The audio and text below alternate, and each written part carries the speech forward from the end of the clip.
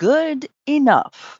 Two words that have cost organizations millions of dollars, destroyed reputations, and ended careers. Because in security, good enough is often code for we haven't been breached yet. Many organizations settle for security that seems adequate until it isn't. They check the compliance boxes, deploy the basic tools, and move on to priorities that feel more urgent. But they don't see what's accumulating beneath the surface.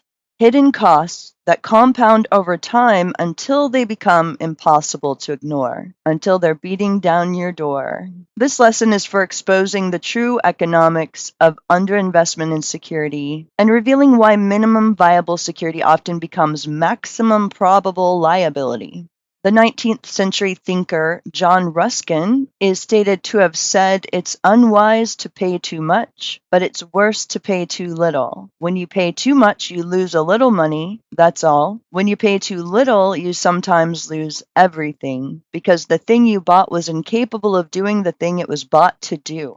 This principle applies perfectly to security spending. The seductive appeal of good enough is that it appears to save money in the short term, but those savings are an illusion. What you're actually doing is taking out a loan against your future, and that's a loan that accrues interest at a punishing rate. When you cut corners on security, you create what's called security debt.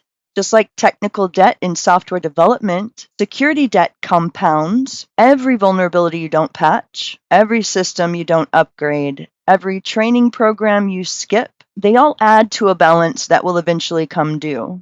And security debt is far more expensive to pay off later than it is to avoid in the first place. The cost of retrofitting security into a system that was built without it can be 5 to 10 times higher than building it in from the start, for example.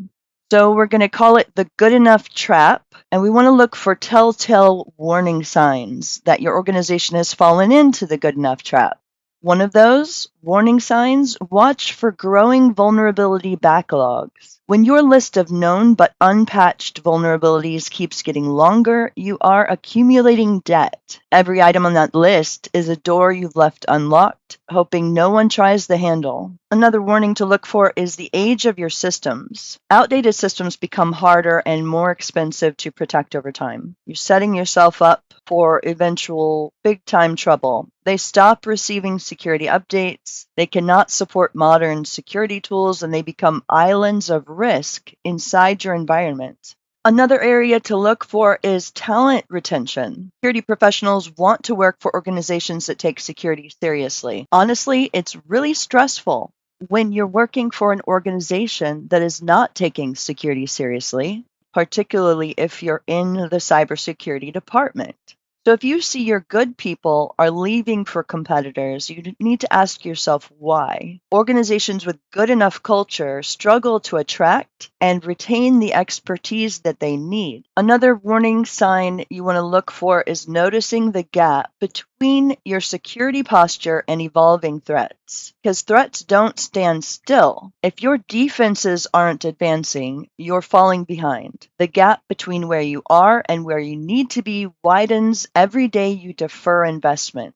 Your downloadable resource for this lesson is the Good Enough Warning Signs Checklist. It provides a structured assessment to help you identify whether or not your organization is accumulating hidden security debt.